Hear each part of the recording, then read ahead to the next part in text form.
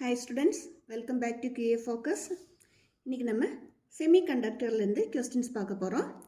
First question, if the current gain in the CB and CE configuration is alpha and beta respectively, then the value of beta minus alpha by alpha beta is equal to.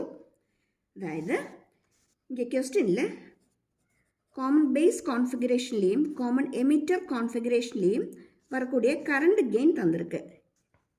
CBயில் இது ஆல்ஃபாயும் CEயில் இது பீட்டாயும்.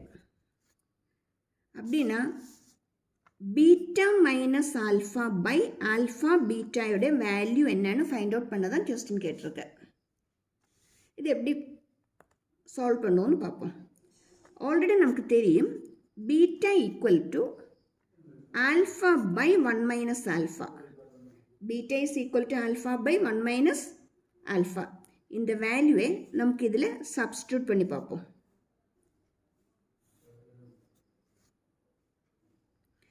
அப்படின்னா பீட்டாய்க்கு பதிலாக alpha போட்டுட்டா alpha by 1 minus alpha minus alpha by alpha into alpha by 1 minus alpha. Okay. இதில் LCM எடுத்து clear பண்ணிடலாம். LCM எடுக்கும்போது alpha minus into 1 minus minus alpha into 1 minus alpha into minus alpha plus alpha square by இங்கே alpha into alpha, alpha square by 1 minus alpha. Okay. இங்கே denominatorல already ஒரு 1 minus alpha இருக்கு. Okay. இங்கே clear பண்ணி எழுதிருந்தேன். பார்த்துக்கிடுங்க. இதே into இது. That is alpha minus alpha into minus alpha plus alpha square by denominatorல ஒரு 1 minus alpha இருக்கு whole divided by denominatorல alpha into alpha alpha square by 1 minus alpha. 1 minus alpha common time cancel ஆயிரும் plus alpha minus alpha get cancelled. Remaining we have alpha square by alpha square equal to 1. Okay, இது பீட்டான்னு சொல்லுது alpha by 1 minus alpha. இந்த பீட்டாவோட value இந்த by பீட்டாயை நம்ம இதில் substitute பண்ணுவோம். Substitute பண்ணும்போது இங்கே நம்ம ஆல்ஃபா பை 1 மைனஸ் ஆல்ஃபாவோட எல்சிஎம் எடுத்து கிளியர் பண்ணணும். எல்சிஎம் எடுக்கும்போது alpha minus alpha plus alpha square by 1 minus alpha வரும். ஹோல் டிவைட் பை டினாமினேட்டரில் alpha square by 1 minus alpha வருது. இது ரெண்டுமே கேன்சல் பண்ணிடலாம். மைனஸ் ப்ளஸ் கேன்சல் ஆயிரும். மீதி வரக்கூடியது alpha square by alpha square equal to 1 தான் வரும். ஓகே, நெக்ஸ்ட் கொஸ்டினுக்கு போகலாம். அதுக்கு முன்னாடி இந்த சேனலை முதல்ல பார்க்குறவங்களும் இதுவரை சப்ஸ்கிரைப் பண்ணாதவங்களும் சப்ஸ்கிரைப் பண்ணிவிடுங்க. இதில் நிறைய நீட் கொஸ்டின், ப்ரீவியஸ் இயர் கொஸ்டின்ஸும் அதே மாதிரி ப்ராக்டிஸ் கொஸ்டின்ஸும் நிறைய அப்லோட் பண்ணியிருக்கு. கண்டிப்பாக உங்களுக்கு ரொம்ப ஹெல்ப்ஃபுல்லாக தான் இருக்கும். பார்த்துக்கிடுங்க. எக்ஸாமுக்கு இன்னும் ஒரு 1 வீக் தான் இருக்குது. More and more questions work out பண்ணி ப்ராக்டிஸ் பண்ணுங்கள். அதுதான் உங்களுக்கு ரொம்ப ஹெல்ப்ஃபுல்லாக இருக்கும். இனி நீங்கள் தியரி ப்ரிப்பேர் பண்ணி டைம் வேஸ்ட் பண்ண வேண்டாம். கொஸ்டின்ஸாக பார்த்துக்கிட்டுறீங்க, செய்து படிங்க. சப்ஸ்கிரைப் பண்ணாதவங்க தயவாக சப்ஸ்கிரைப் பண்ணிக்கிடுங்க, ஷேர் பண்ணுங்கள், லைக் பண்ணுங்கள். ஓகே, நெக்ஸ்ட் கொஸ்டினுக்கு போயிடலாம். Next question, the ammeter reading in the following circuit for silicon diode.